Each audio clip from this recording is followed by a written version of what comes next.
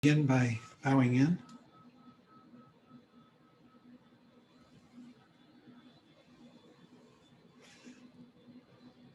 Welcome, everyone.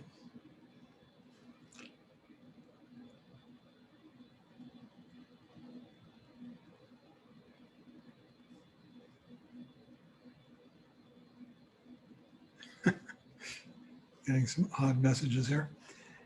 Welcome to the Path of Awakening Buddhist Center, this class. We're going through the Profound Treasury of the Ocean of Dharma by Chogyam Trungpa.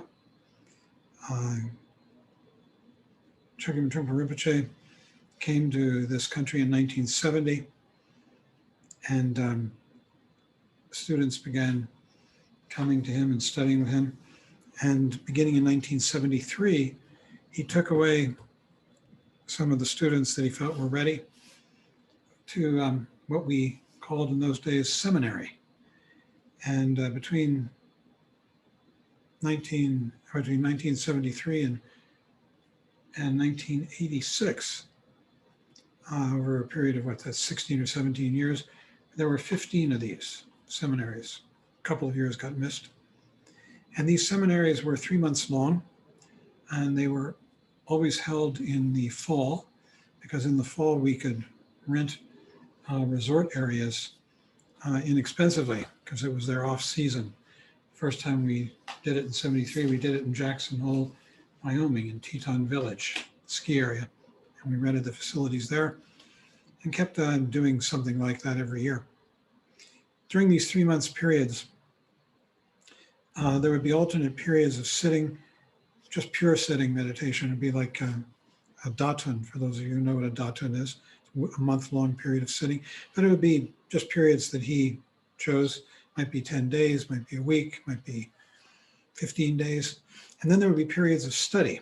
And during the periods of study, we would, of course, continue to sit, but only 1 or 2 or 3 times a day. And then we'd also be studying, going to classes. And these periods of 3 months were divided into 2 parts. The first part was called Sutrayana. Yana means vehicle.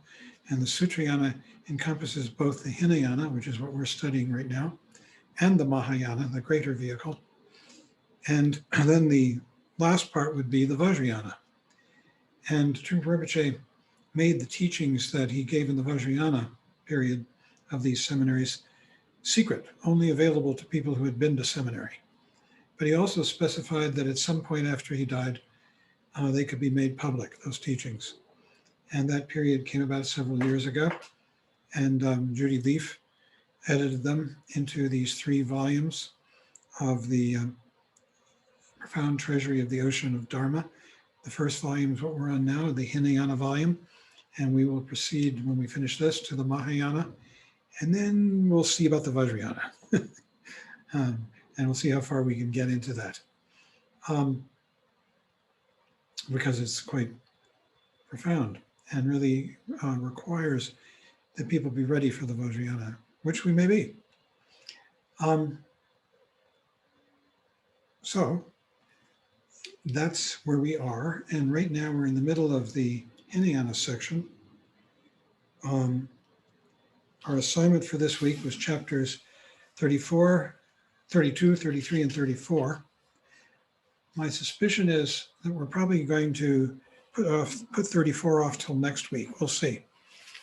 We'll just start in on this and see how far we get. But I would like for there to be time for a question and answer at the end. And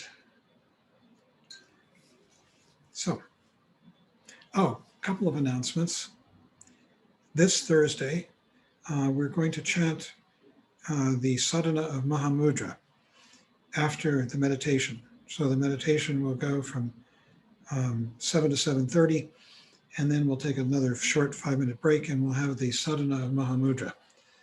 The sadhana of Mahamudra is a text, a terma, which means hidden treasure, which Trungpa Rinpoche received in 1968 while he was on retreat in Bhutan with his first Western student who came to accompany him as his attendant, Richard Arthur, who was also, he was a British fellow who went by his refuge name of Kungadawa.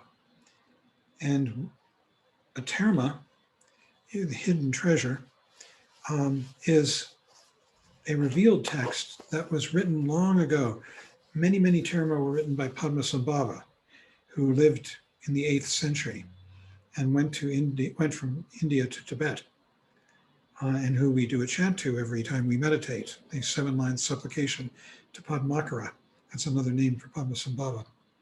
But other terma came from other teachers, and what it meant was that the teacher realized that he or she had teachings for which the people of their time were not ready.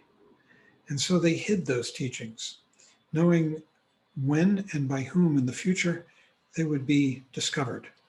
And they're called hidden treasures. There are two kinds of hidden treasures. One are called earth terma, and they're actual physical objects. Might be a text, might be a statue, might be anything. And when the finder, the tertan, it's called the treasure revealer, finds such a physical object and they touch it, the teachings flood into them and they have to write them down very quickly. The other kind of terma is called mind terma or meditation terma. And it comes to the tertan, the treasure revealer, through the space. And suddenly they'll realize that they're getting a message. It's like a radio transmission, and they'll write it down. Trungpa Rinpoche received many of both. The Sadhana Mahamudra is a mind terma. And it came to him in 68 in Bhutan, and he felt it was very important. And so we chant it at least once a month. We can actually chant it on the new moon and the full moon, but here at the Path of Awakening Buddhist Center, we chant it on the, the 11th, whatever that is, the full moon. I'm not sure, full moon or the new moon. So it's quite beautiful. I invite you to come. There'll be a short talk on some aspect of the terma before we start, and then we'll chant it together. It's full of tantrism. It's just chock-a-block with tantric symbol. And you can't own this text until you've done a weekend program or a week program. And once you've done that, then you can buy the text. Up till then, you can only be given the text to chant on the spot, and then you have to return it. There are people who do the programs. A fellow named Frank Berliner and I are going to do one, I think, somewhere around this summer. And it'll be an 8-day program over a course of weekends. But 8 days is so little in which to unpack the sadhana of Mahamudra. So, one more announcement. This Sunday, we're going to celebrate the Tibetan Buddhist New Year. It's a lunar, they're on the lunar calendar, so it always falls somewhere in February, usually. And we're going to celebrate it this Sunday. It's called Losar. And it's going to be right after meditation in the morning. So about 10:30, we'll start. And there will be toasts. So I invite you to, if you want to come, it's a lot of fun. You can bring something to drink, something to eat. Usually when we do it together in the flesh, the center would provide the food and drink, but we can't do that. So you're invited to bring your own and make toasts. Definitely there'll be toasts to the Buddha, the Dharma, and the Sangha. Also to make what we call offerings. And an offering, it might be a poem that you've written or that somebody else has written. It might be a reading of some sort. Could be anything, a performance. We used to have a fellow who came and he was a wonderful sitar player and he would perform on the sitar. We'd have people give dances. It's an offering that you give on the occasion of the Buddhist New Year. And that's it, so you're invited to come. And it's Valentine's Day, so if anybody would like to wear red or pink or look festive, we like to have, I guess, creating the squares and the boxes, please feel free to do that as well. Absolutely. Okay. So.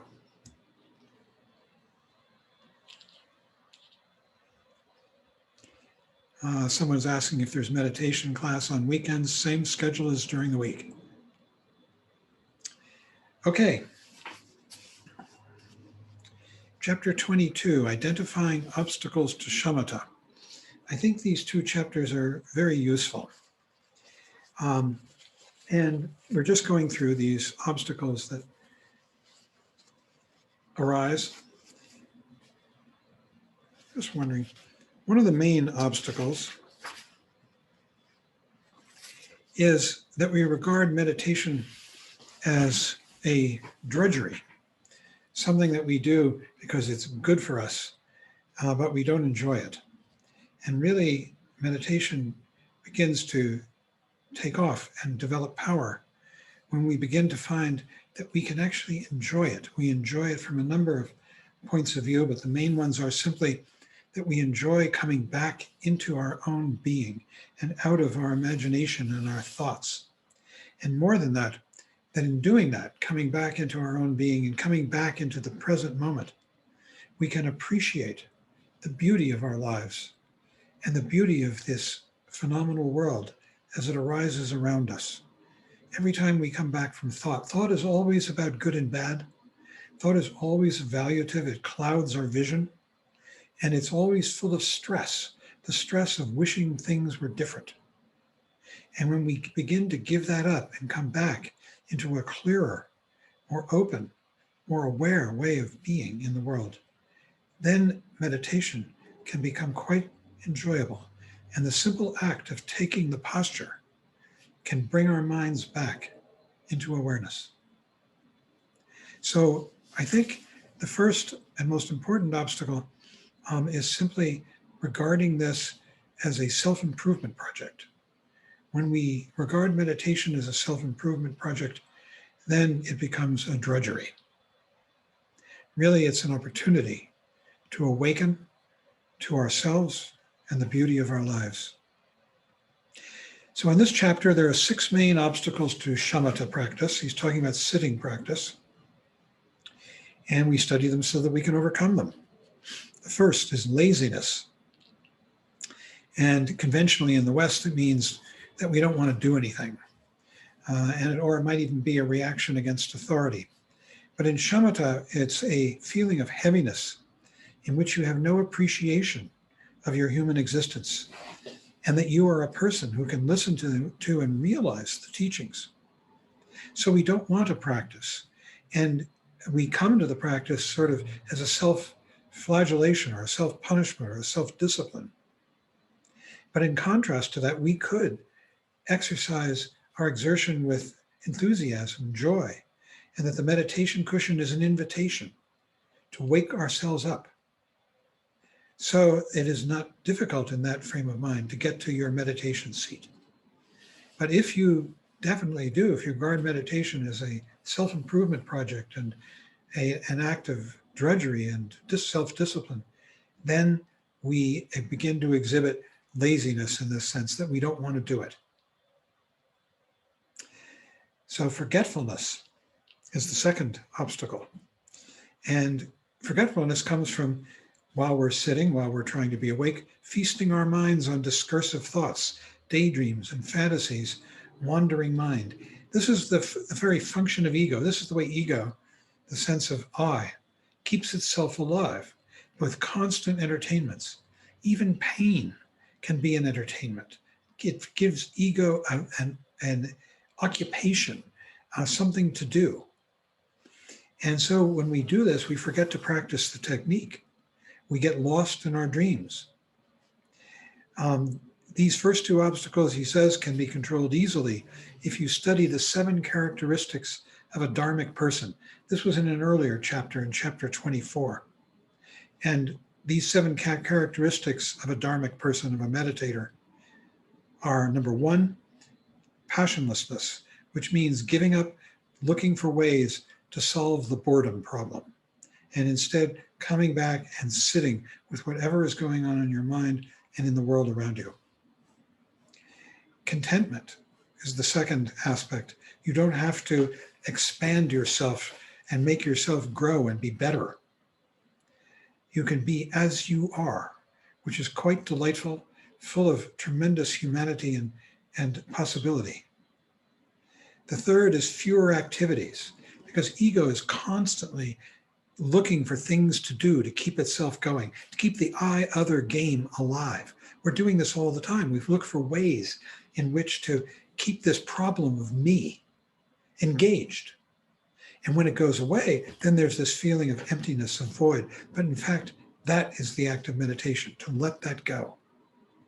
The fourth is good conduct, which is based on mindfulness and awareness, which means becoming a good human being, awake, decent, not lost in the dreams of the passions of lust and envy and hatred and stupidity and all the rest, which is the subject of the last chapter, which we may not get to today. The fourth is awareness of the teacher. And you take the teacher as an example of someone who has done it and is telling you that you can do it. And so when we read this text, Trungpa Rinpoche tells us he's done it, that we can do it, just like him. I thought it was rather funny and quite endearing that he says that. And especially the Hinayana teacher is an example, someone that you could emulate. Propagating Prajna is the sixth quality that helps you overcome forgetfulness, which means taking pride in learning. This is a so-called post-meditation.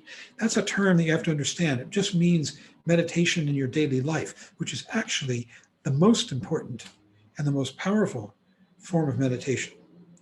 And in that form, in your daily life, you begin to practice prajna. Prajna is intelligence. And you study and your life becomes soaked in the Dharma. I remember Trungpa Rinpoche telling us, at some point, all your thoughts will be thoughts about the Dharma. That's when you really become soaked in it. Thoughts about the teachings. The seventh is the attitude of goodness, that you see. Buddhism doesn't subscribe to the idea of original sin, that human beings are fundamentally flawed, that we fell a long time ago in the Garden of Eden, and that we're dealing with that. It says quite the reverse, that human beings are fundamentally good, wholesome, have Buddha nature. And in fact, there's a term that is used a lot in the Shambhala teachings, basic goodness. And I would tell you what the Tibetan is, but I can't remember it. That's the way it was translated. Basic goodness. And all human beings have it. In fact, the whole world is infused with it. But we just lose track of it. And the way we lose track of it is through ego. And the fundamental proposition of ego, this idea of a self, of I, is self-doubt. Doubt that you in fact exist. And in fact, we don't. Ego is just a lie. But because of that fact, and because it still arises, it's constantly trying to reaffirm its own existence and through overcoming the self-doubt. The attitude of goodness is to pierce that fundamental flaw of self-doubt and get in touch with the basic fundamental wholesomeness and goodness of this world as it arises in the present moment. And that's the attitude of goodness, and that shamatha and the meditation in action off the cushion begin to bring to us. I think pretty much everyone has had that experience of basic goodness. There have been times in our lives when the clouds part and we begin to see the warmth and beauty of our lives and of the world. And then the clouds come over it again, but it gives us a taste. And we want to find that again. And that's why we step foot on the path. So the third obstacle is drowsiness and depression. And this is connected with, he says, the three lower realms.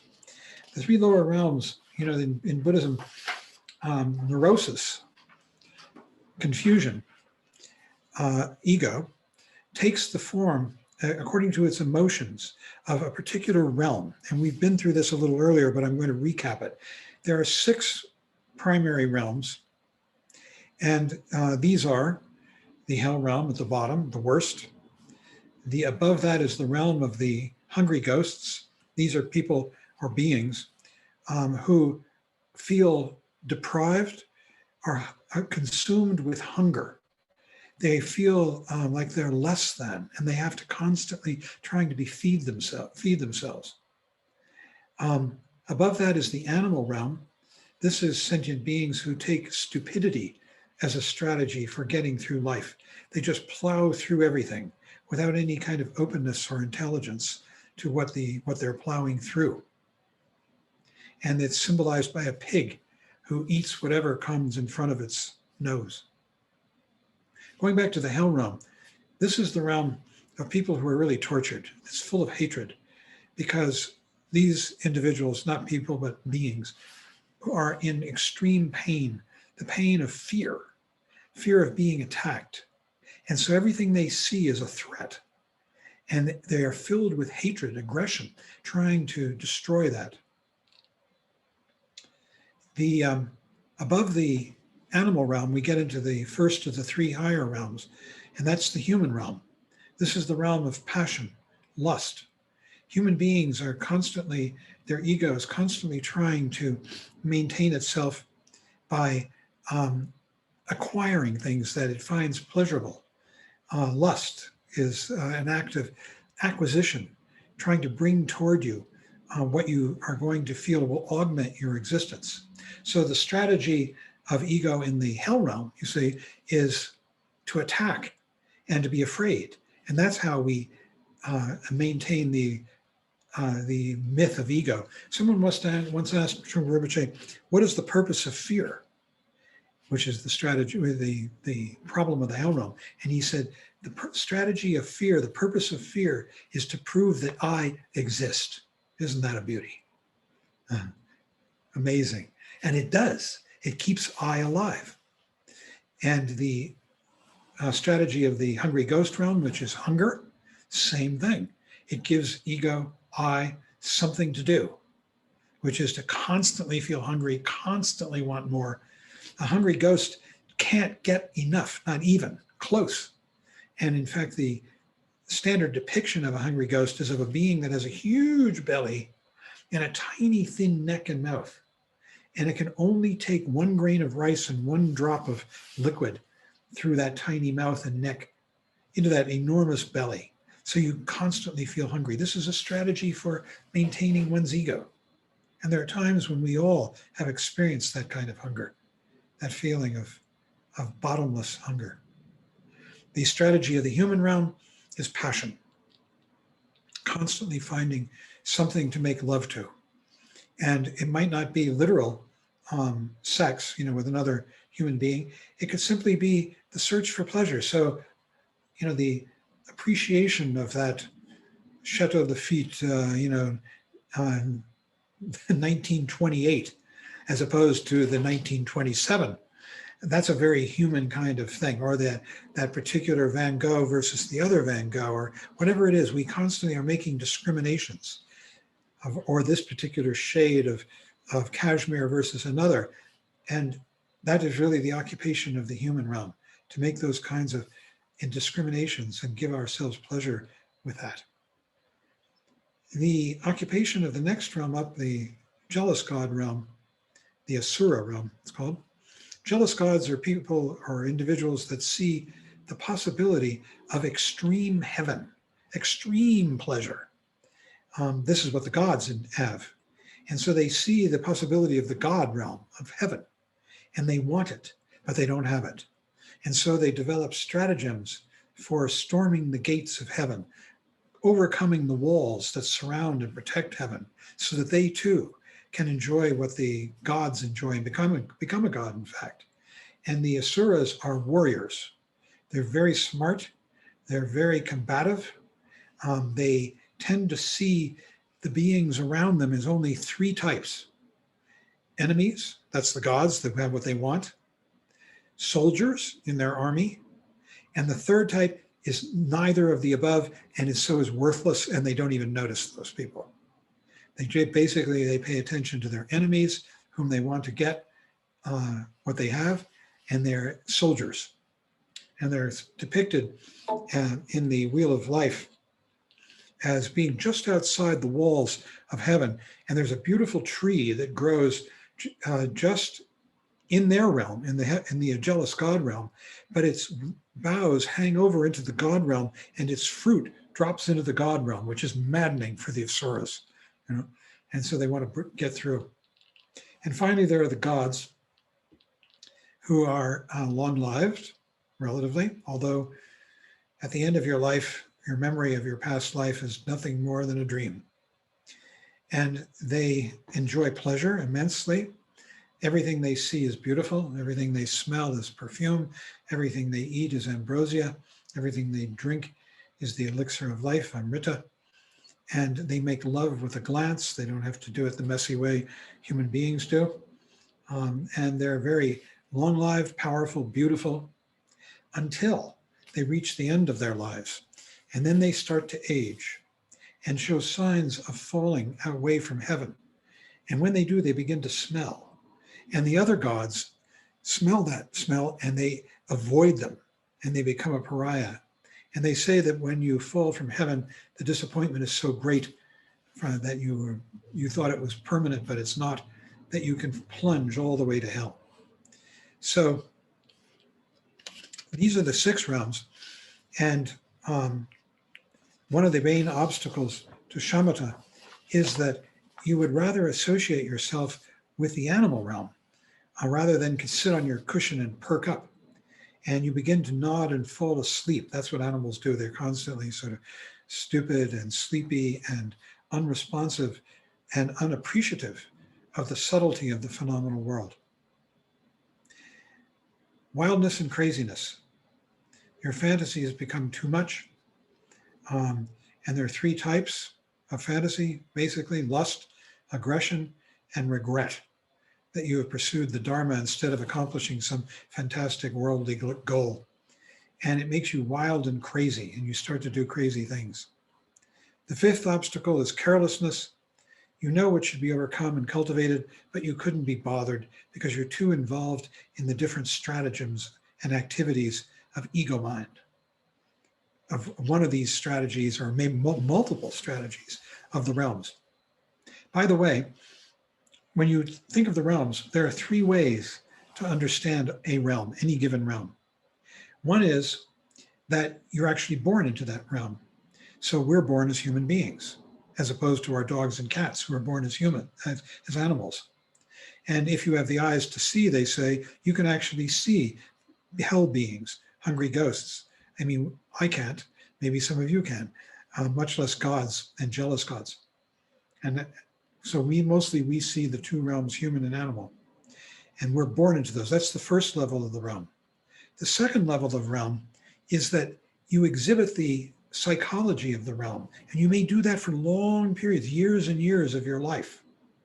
So for instance, I do a lot of life coaching, and I've had clients who work in the funds on Wall Street, and especially the smaller and more private funds are riddled with very, very, very aggressive people who are really out to storm the gates of heaven. They want to get the billions the way other people that they've seen have. And they're attacking like crazy, and they're very unscrupulous and oftentimes unprincipled. And the clients that I've had were people who weren't that way, who worked in those firms and were very unhappy because they did and needed to get help with their lives. So the third way is that just if maybe you're a human being and you've got the mentality of a god or a jealous god or a human, let's say you have the mentality of a human being, which many of us do. And that means that we really like the pleasures of our lives. But during the course of a day, you can experience different ones of the realms.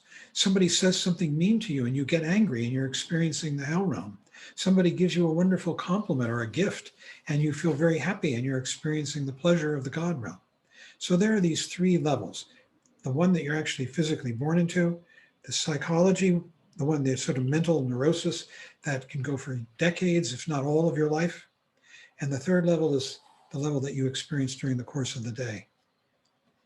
So carelessness, the 5th one, is that you know what should be overcome, which is this, just what we've been talking about, but you couldn't be bothered. You're too engaged, too busy keeping ego busy and alive with its occupation. Finally, there's the sixth, lack of coordination. You are willing to give in to any distraction. What coordination means here, sometimes he uses the term synchronization, is the synchronization or the coordination of the physical world, body, also this desk, the screen behind me, anything, and mind. Now, when you're lost in thought, as you are in the realms, thinking, you're in the hell realm and you're thinking about your enemies and how terrible they are and they're dangerous and they're going to hurt you, and you're just lost in thought, you're hardly even aware of where you are. We can walk down the street and be lost in thought and not even know where we are until something wakes us up and we come back from thought. That's a lack of synchronization of mind with the body. When the mind is synchronized with the body, it's clear, it's open, it's right here, it's present, it's meditation.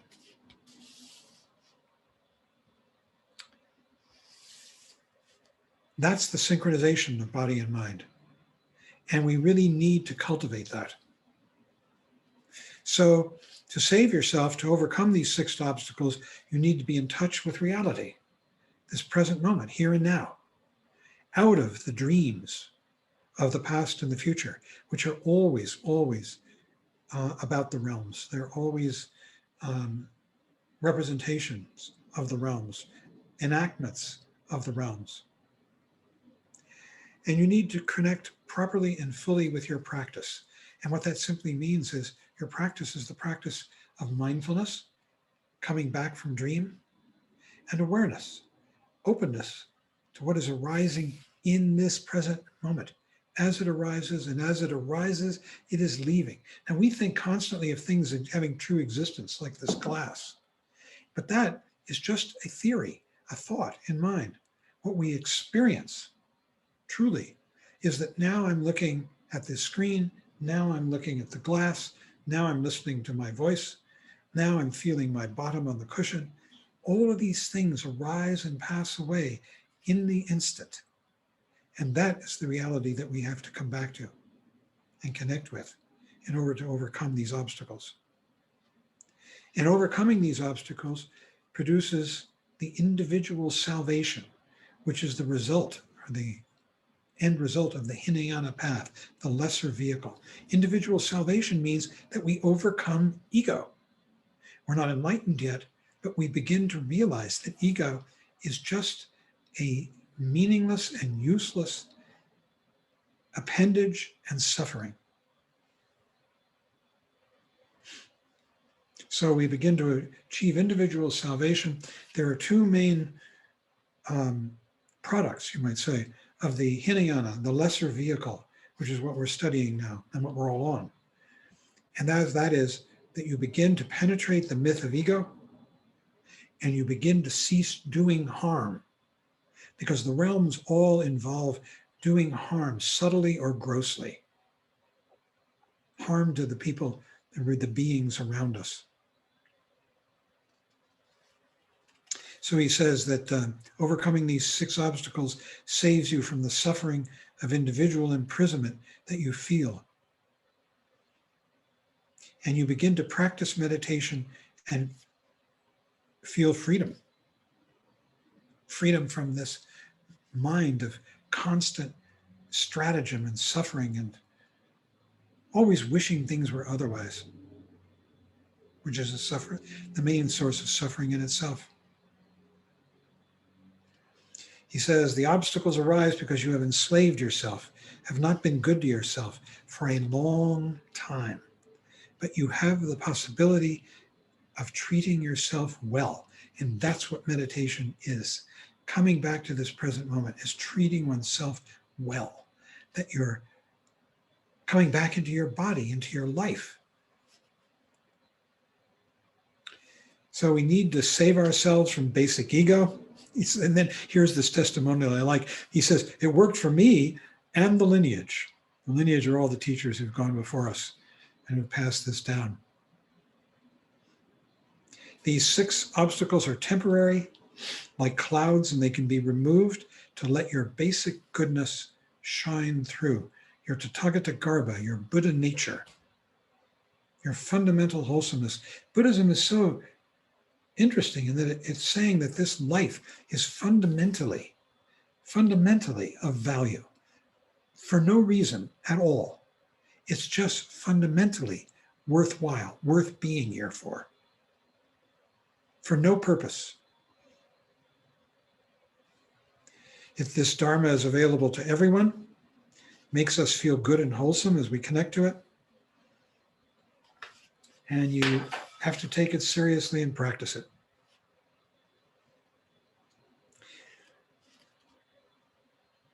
I think I'll just keep going on to chapter 33, and then we'll have discussion. Yeah, good. This is about the 8 antidotes to the 6 obstacles. And they're based on primarily what I mentioned earlier, this coordination of body and mind, of coming into the presence so that there is no difference. You know, they're not separated, body and mind. They're completely in union. And this is so, whoever heard of this one? Developing a cheerful attitude. OMG. I mean, it's so difficult, isn't it, at times? I mean, you wake with the worst time we all have is waking up in the morning and the dreams have been going in your head and you wake up. That's the time when we're most subject to depression. But throughout the day, depending on our lives. And really, all these antidotes are based on these 2 things: coming present so that mind and body are one, awareness and your body, the physical world, and developing a cheerful attitude unconditionally for no reason. It means appreciating the Dharma, the teachings. The teachings have entered your whole being, and you feel fundamentally worthy and fortunate, wholesome and good, unconditionally for no reason at all. That's so important. You do not feel any threats, none whatsoever. The 6 obstacles of Shamatha are the opposite of that unconditional cheerfulness. And when it says you do not feel any threats, that doesn't mean you don't recognize and deal with the problems of life, you know, that arise.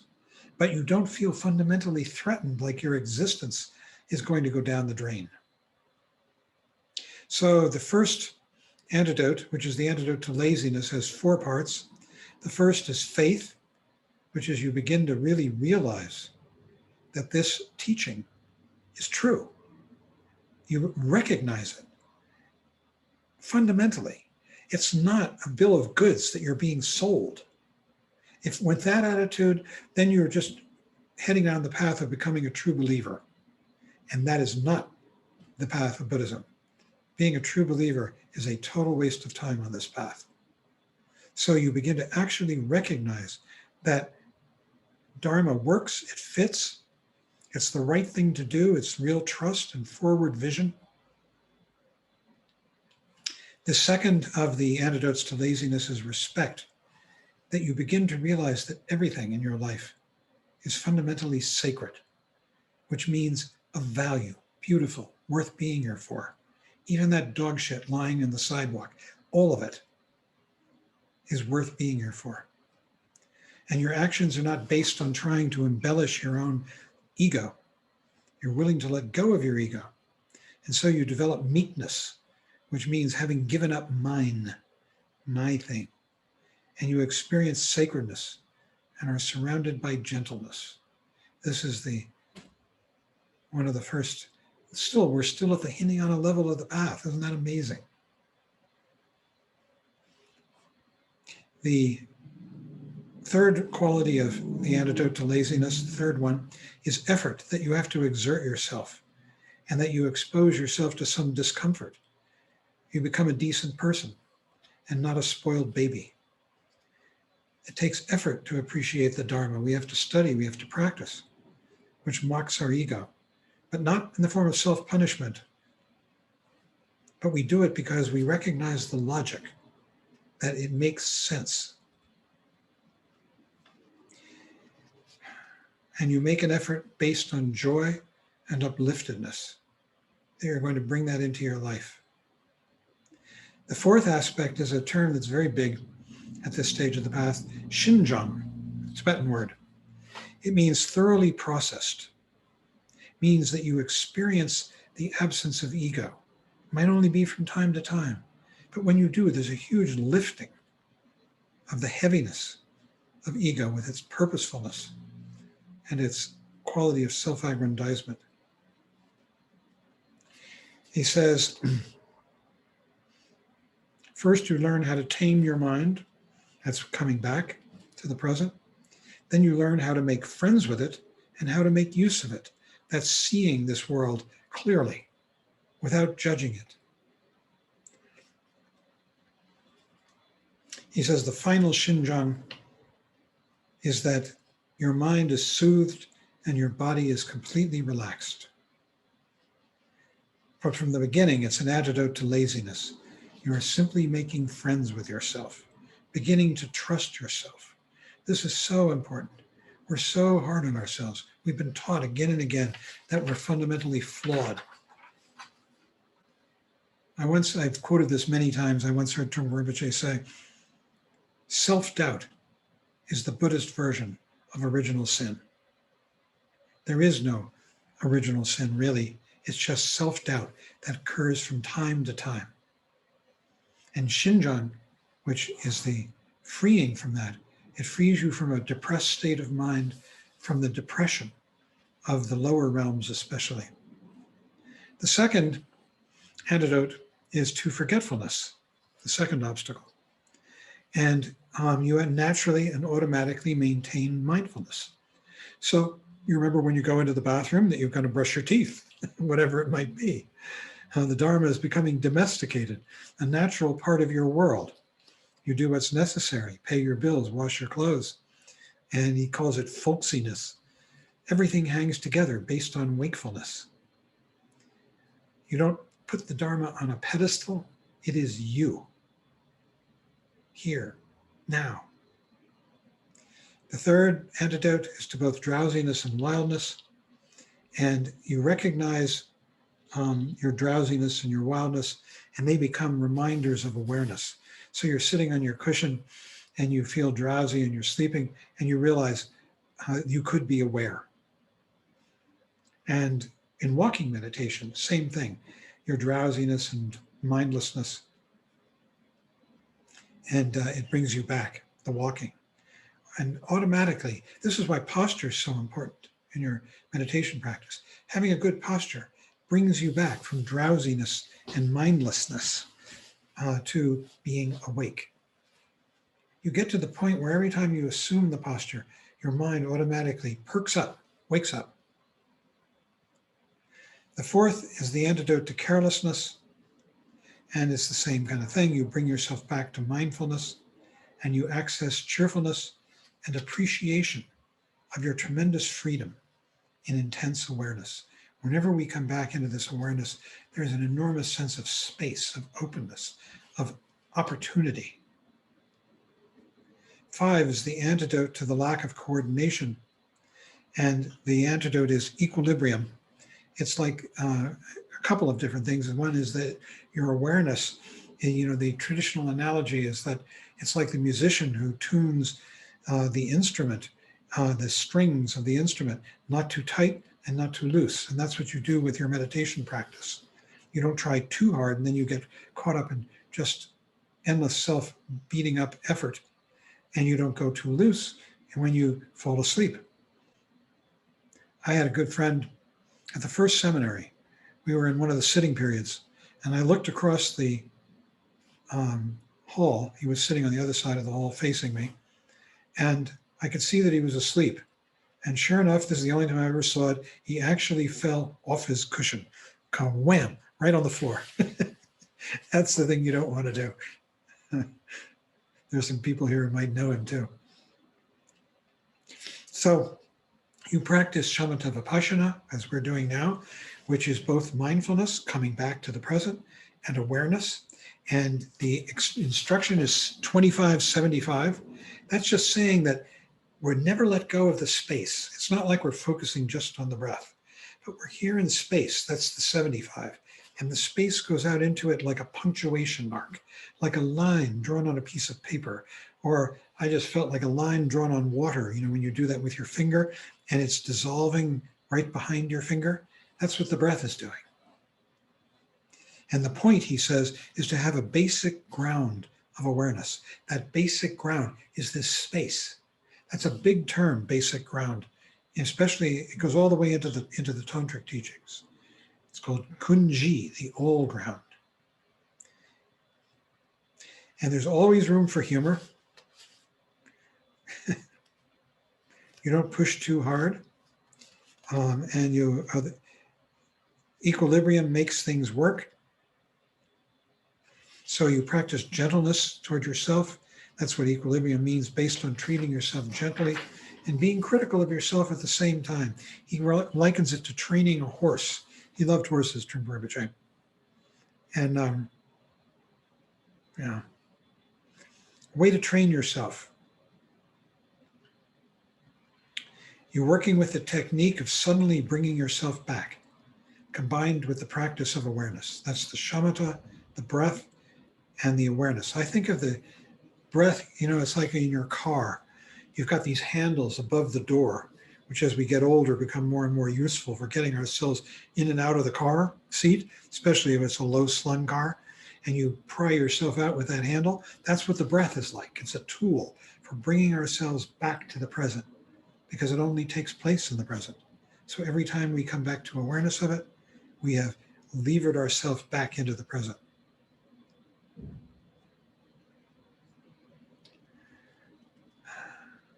He says, the traditional idea, the true idea of effort is a sudden flash of mindfulness.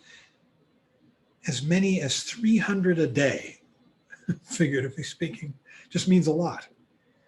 Being there on the spot with relaxation and humor, not with ill will, not with beating ourselves up for having lost our mindfulness.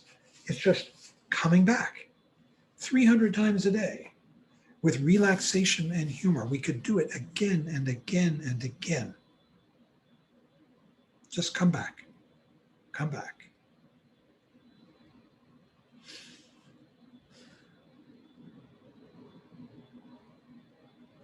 With equilibrium, you begin to appreciate life.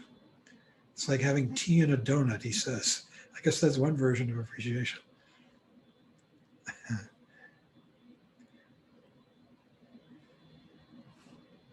So working with these antidotes is a way of getting into the Dharma altogether. It's how you become a Dharmic person. You begin to realize that your whole being can be steeped in the Dharma. Having to begin at the beginning, there's no other way. Depression is a fundamental problem. Cheering up is so important. Depression is the tool of ego. In coaching, we call that not ego, we call it the saboteur, or the gremlin, or the black beast. And in psychoanalysis, it's called the false self, because in psychoanalysis, they actually treat the self in a positive way. And the false self, though, is the self-attack. And I was giving a talk one time years ago at the New York Shambhala Center, and people came up afterwards, and I had been talking about the gremlin and the spirit of self-attack. And this woman came up afterwards, and she looked at me and she said, a few weeks ago, my gremlin almost got me. And this is the whole purpose of ego. Ultimately, the ultimate victory of ego is self-attack. It's suicide. That's the ultimate product. And so it is so important to overcome depression and to cheer up. He used to look out at us, Trungpa Rinpoche, and he would say, and we'd be sitting there, his audience, and he would say, please cheer up, please cheer up, over and over again. And I didn't really realize the context at the time. So I had it in red here. Depression is the fundamental problem. Cheering up is so important. And you don't give up working with the discipline of mindfulness and awareness. The obstacles and neuroses that arise are not regarded as signs of impossibility, but as signs of possibility, that you could wake up from them. You should always bring yourself back to awareness and to mindfulness with the attitude that you are workable, because each one of us is fundamentally, at core, deeply workable. We are fundamentally Buddha, awake. The whole problem with confused sentient beings, us, is that we've lost track of our true nature, our fundamental nature. He says the Dharma is not a stranger that you're going to invite into your world. It is always there, and you can just dip into it. It's much less effort than taking a shower. It is a piece of cake. So treat yourself gently. Don't condemn yourself or build yourself up. When you build yourself up, that's just the flip side of self-attack. And it always contains self-attack in it when we are being arrogant or building ourselves up. We do that because fundamentally we have self-doubt. So you have a decent relationship with yourself and with your world. And this is the Dharma. So we could have a discussion, if you like.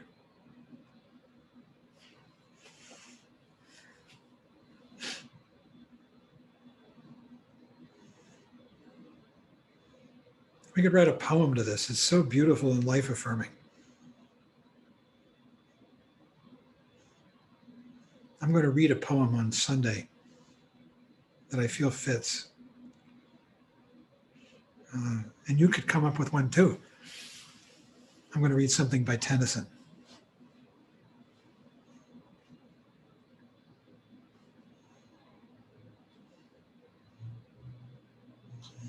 There's a poem I love by Longfellow that's in this vein.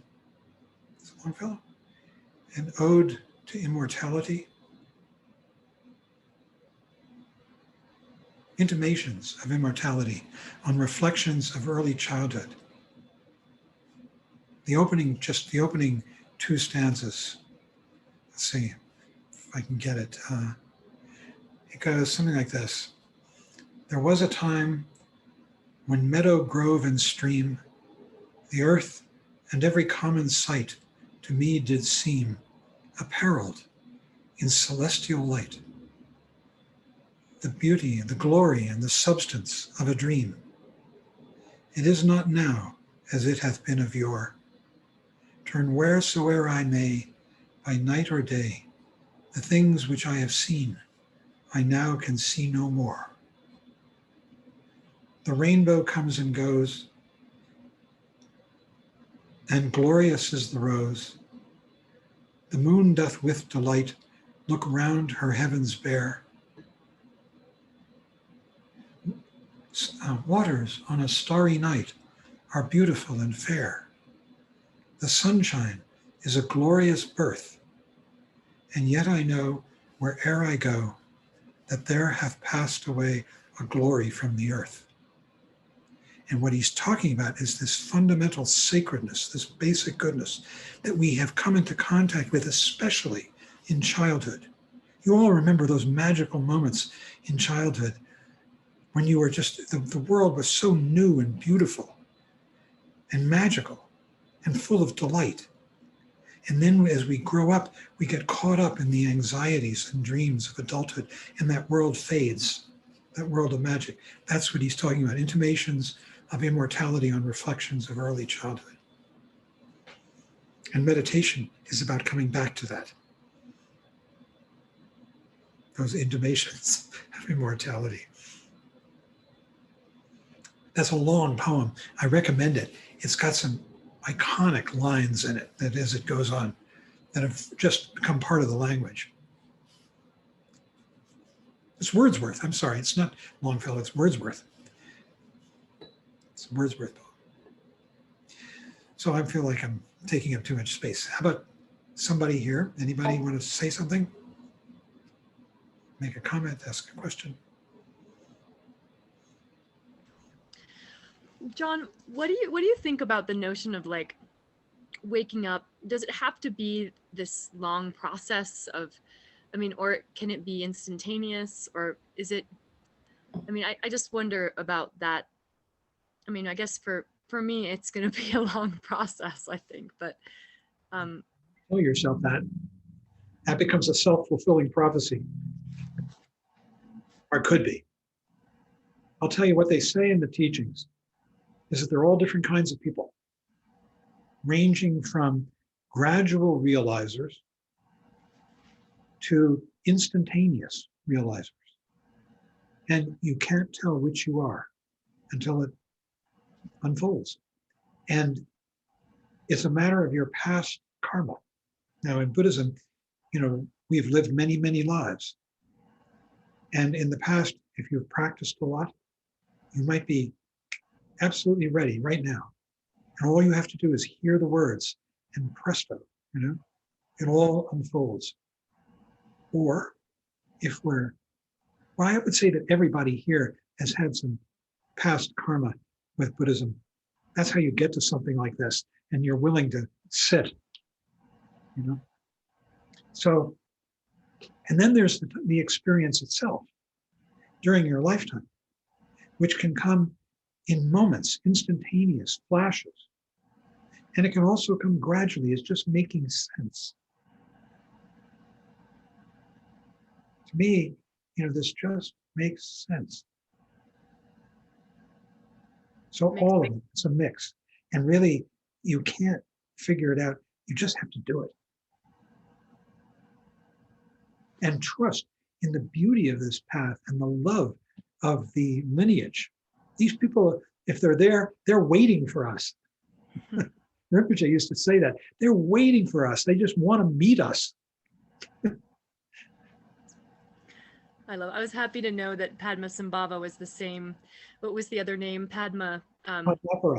Yeah, Padmakara. Padmakara. Okay. Yeah.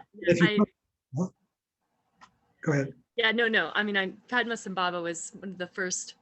I read that book, the Tibetan Book of Living and Dying. I think it was Sagyal Rinpoche. I know there's a lot of controversy around him, but I actually didn't really understand. I didn't know anything about him when I read the book, and it was just that book opened a lot up for me. And Padmasambhava, that character he talks about a lot. And I loved knowing that the entry into all of these meditation sessions were Padmasambhava. That was really fun to find that out. So yeah, many Tibetans regard Padmasambhava as more important than the Buddha himself. He was a crazy wisdom teacher, and he taught the highest teachings, Dzogchen, great perfection. And he was wild. And he goes by many names. There are 8 main manifestations of Padmasambhava. When we do the Sadhana Mahamudra this Thursday, we'll be dealing with one of his main manifestations, Dorje Trollo, who is the wrathful aspect of Padmasambhava. And this is so appropriate. Dorje Trollo's main job is to slay the demon, to butcher the demon of self-doubt. It's called the Gyalgan. It's personified in this form of a demon. And that's Dorje Trollo. It takes the most wrathful aspect of wisdom, and that's what Dorje Trollo is, Padmasambhava. He's wisdom in its utterly wrathful aspect to overcome the worst kind of suffering and confusion. And that is self-doubt. Isn't that amazing? It's called the Gyalgan.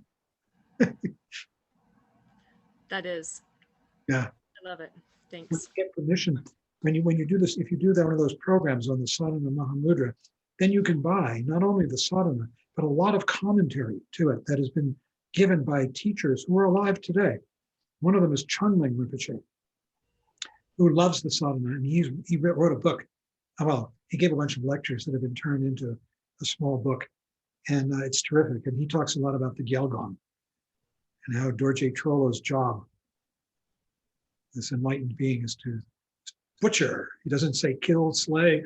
He says butcher, the kill, the self-doubt, self-attack. It's the worst evil. Out of it, all others spring. Nice. Thank Right. you. Somebody else had their hand raised. Oh, there you go. Philip. Thank you for your teaching. So related to this, how can suicide be the ultimate effort of ego?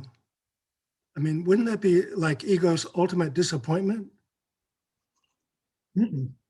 And at the same time, how different is that from slaying self-doubt?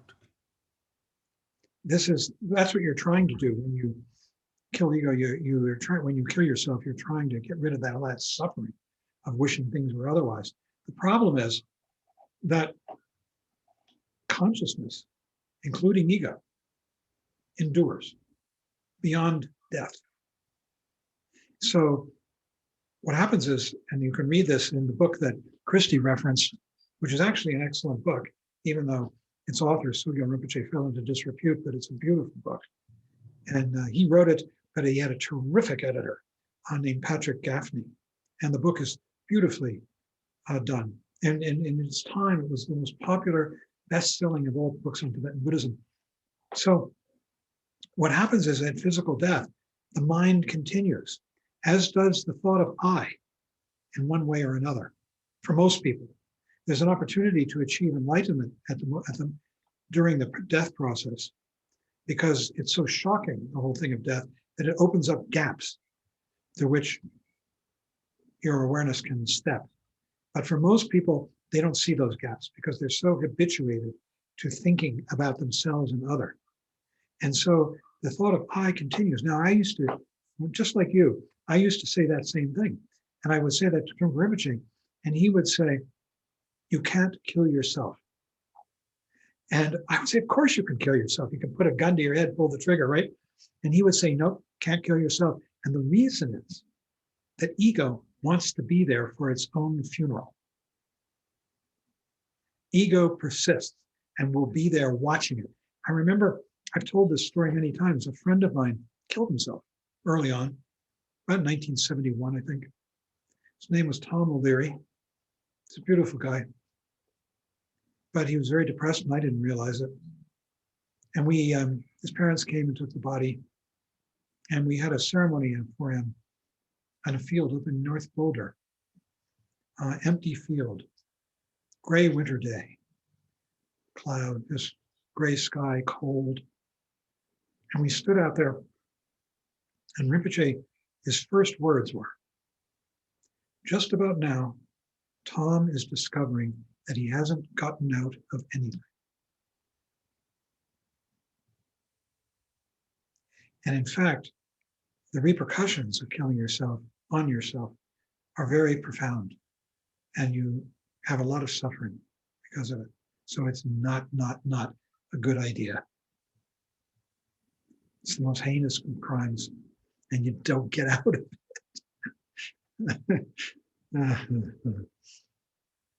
Read the book of the Dead, or there's several books that are quite good on these teachings of what happens after physical death, the process of physical death and what happens after that. There is the Tibetan Book of Living and Dying by Sogyo Rinpoche. There's an excellent book by Ponlop Rinpoche, which is considerably shorter, drier, and very, very clear. It's called Mind Beyond Death. It's quite good. And there's a third one, I'm blanking, that I like. I don't know, it's not coming to me right now. I recommend, I know, Francesca Fremantle's book called Luminous Emptiness. She helped Trungpa Rinpoche translate, she was a Sanskrit scholar, and she helped him translate the Tibetan Book of the Dead, so-called, into English. And then years later, she wrote this book about those teachings called Luminous Emptiness. Now, I don't recommend the Tibetan Book of the Dead if you want to understand the teachings on death.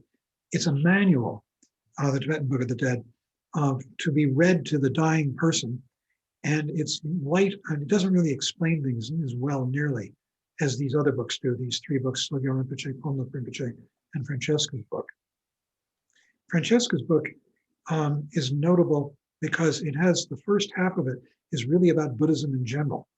And it's giving you the core concepts that are required in order to understand the death teachings, which are much more advanced.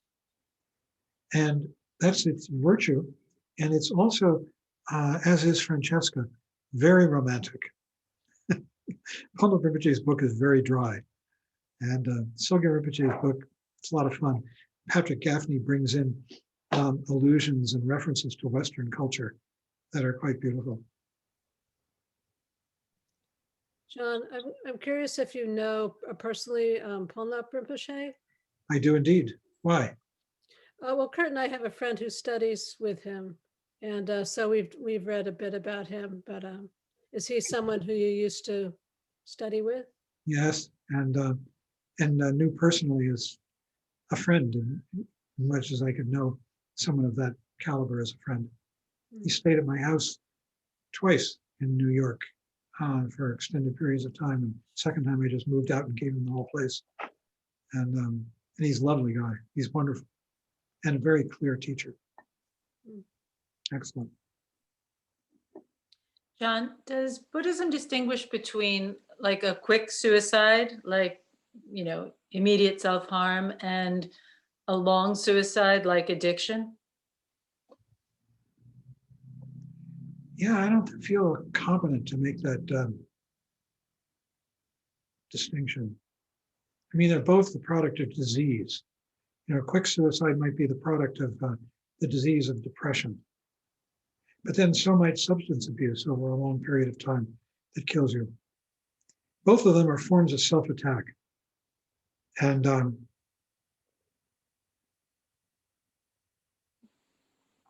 I don't want to, I wouldn't want to speculate on what I feel that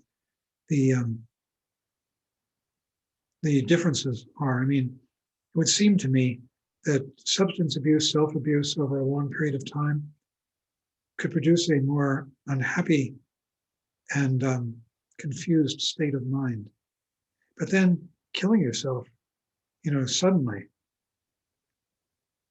that's pretty extreme. And it's regarded by all religions, you know, as the most heinous of all sins.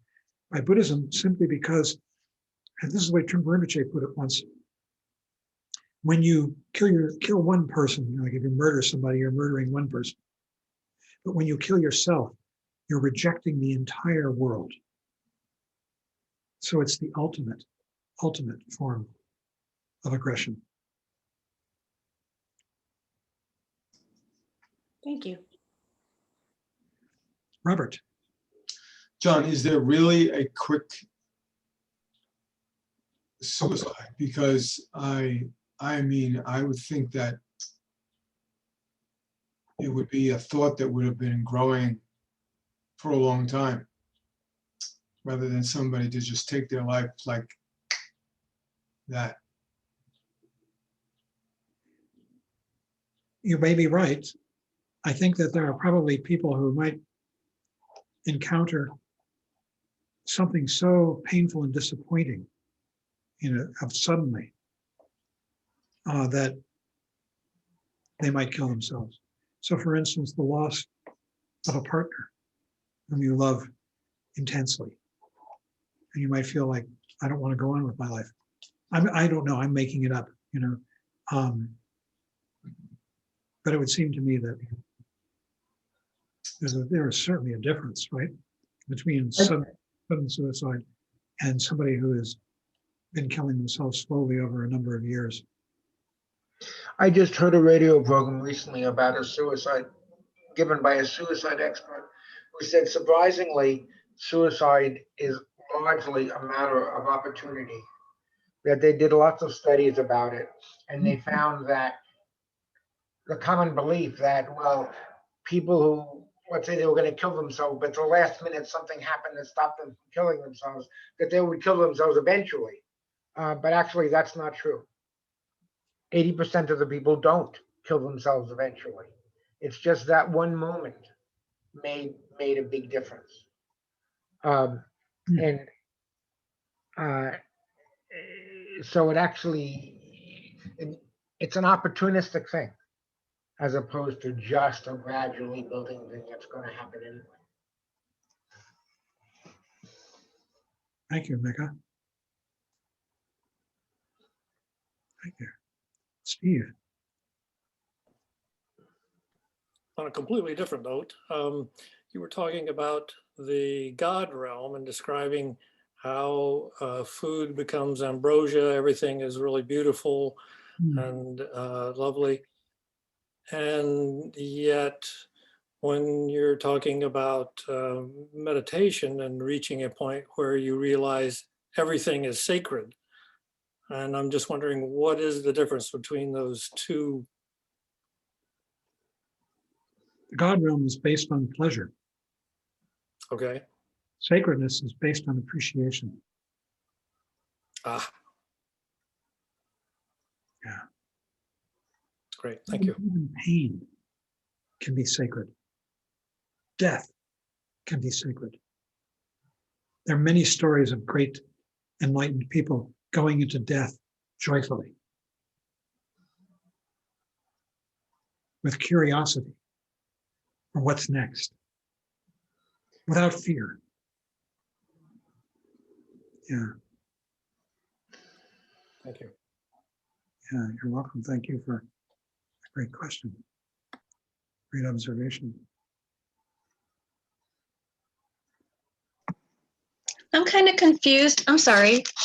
I'm kind of confused at how, we could be on the levels of, the 6 levels, and then some beings that we can't see can be on those levels too. I'm not sure about understanding. Are these beings that we just are on a different plane or something?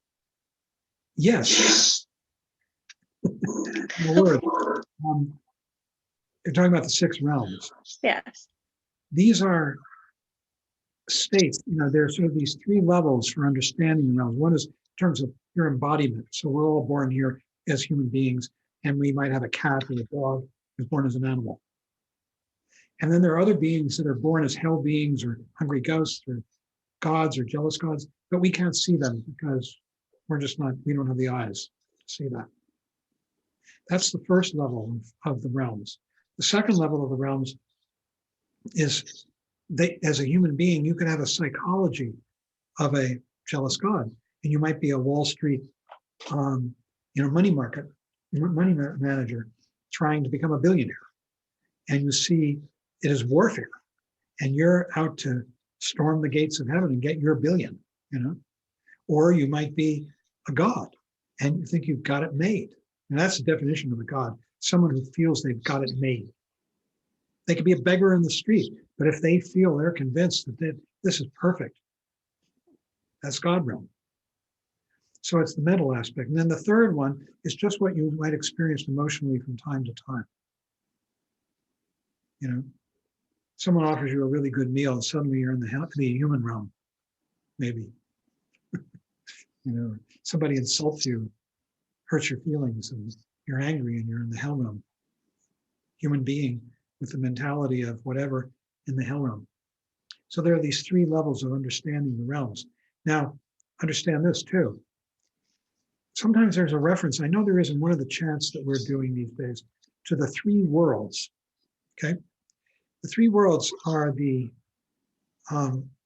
world of desire, and that's where these 6 realms are. All 3 worlds are samsaric, they're confused. They're not enlightened. But then the other 2 are purely mental states that are achieved through acts of concentration, where you basically go into a trance. And the more subtle and refined your trance, the higher the realm. And these are called the realms. The first of the second rather of these realms is called the realm of the gods of pure form. And these are people who have they've focused their minds one-pointedly on an object to such an extent that they're basically lost in concentration. And the third is the realm of the formless gods. And these are gods who have, these are beings who have focused their minds so one-pointedly on an object that they have almost eliminated all suffering for the moment through this act of concentration. And there are 4 different versions of that realm of the formless gods. One is, the first one is that you meditate on pure space. And the second is that you meditate on pure consciousness. And the third one is that you meditate on not this and not that. And the fourth one is that you meditate, whatever this means, on not this and not. And there are lots of stories about people that get stuck in these realms, and they're temporary, you see. They're cul-de-sacs, like anything else. It's sort of like, you go to the gym and you lift weights and you build up your muscles and you get big muscles, and then you stop and the muscles melt. Same thing with these two other worlds, the world of the gods of form and the formless gods. You're working it with a mental process. So whenever you see the mention of the three worlds, the six realms are part of the third world, the world of desire. It's called the Kama Dhatu. Kama is in Kama Sutra, maybe you've heard of. That's the text that tells you how to have sex. Kama, desire. That help? A little bit.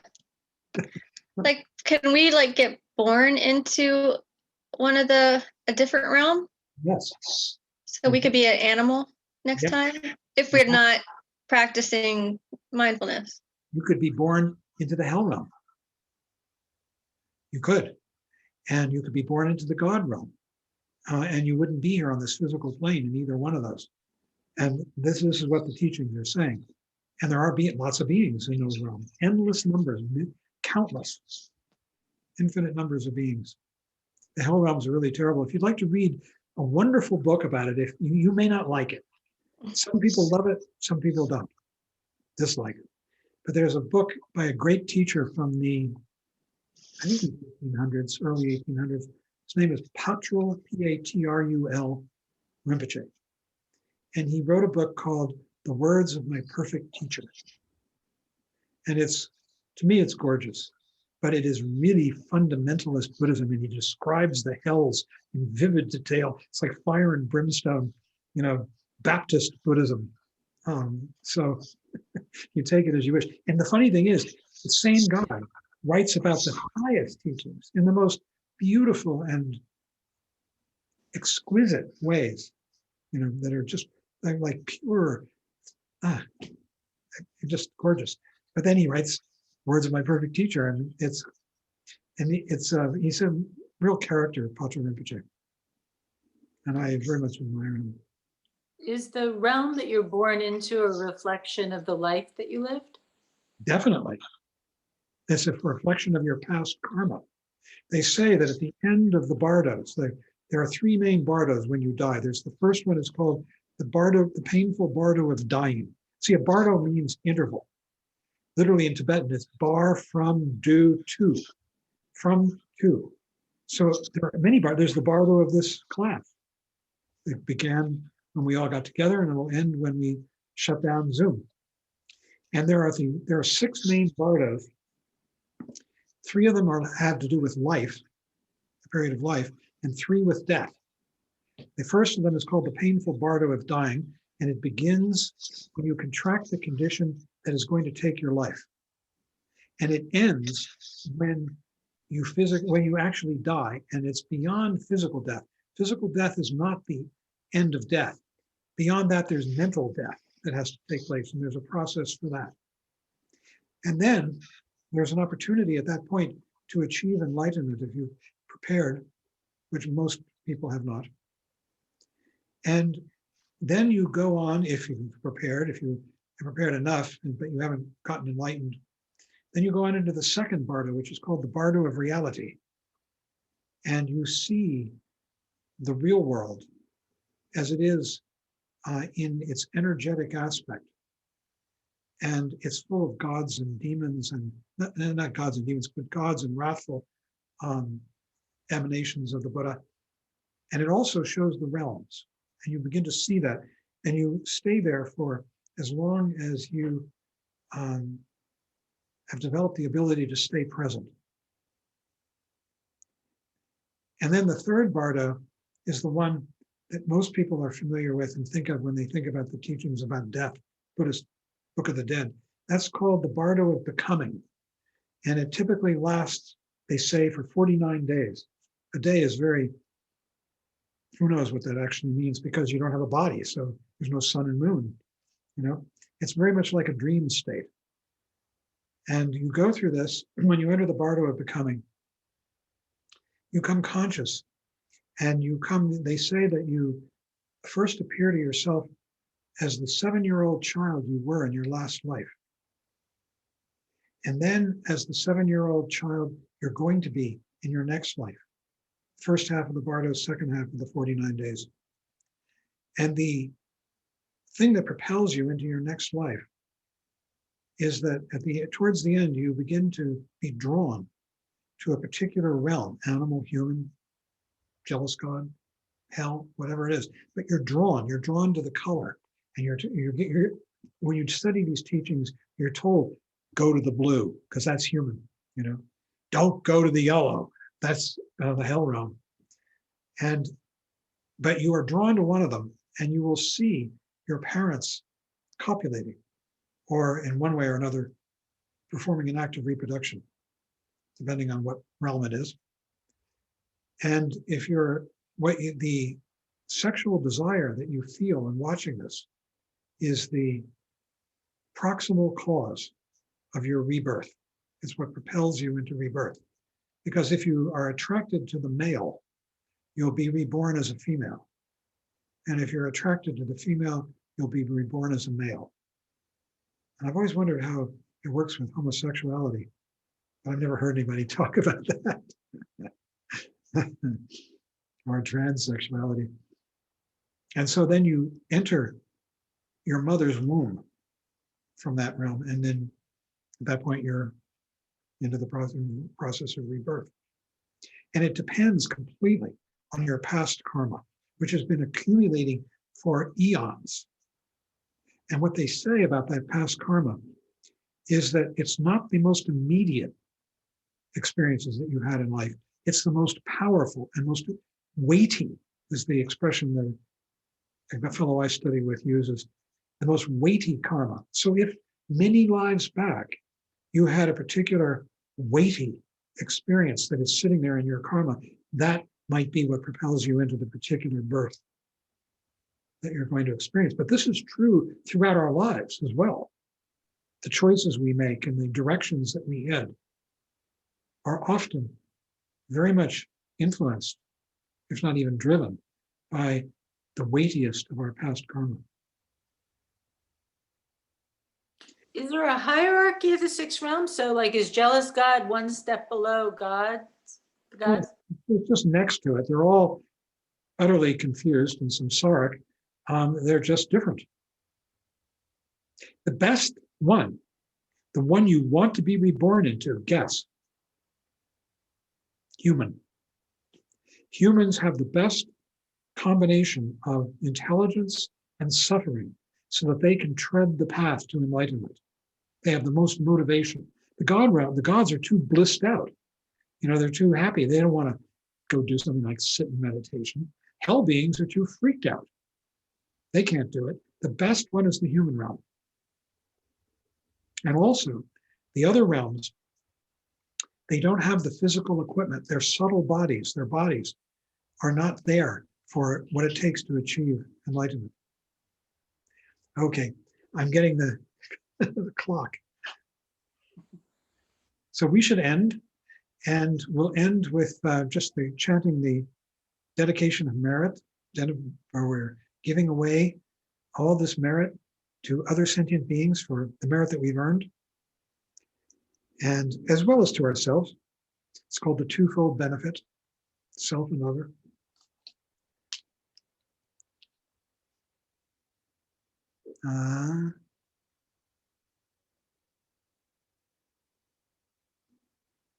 Here we go.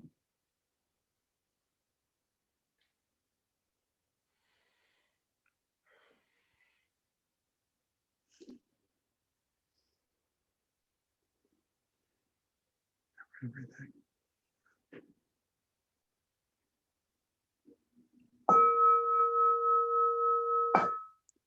By this merit, may all obtain omniscience, May it defeat the enemy wrongdoing from the stormy waves of birth, old age, sickness, and death.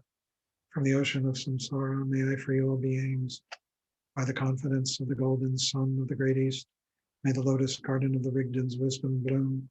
May the dark ignorance of sentient beings be dispelled. May all beings enjoy profound, brilliant glory. Thank you, everyone. Taking Ellen's job.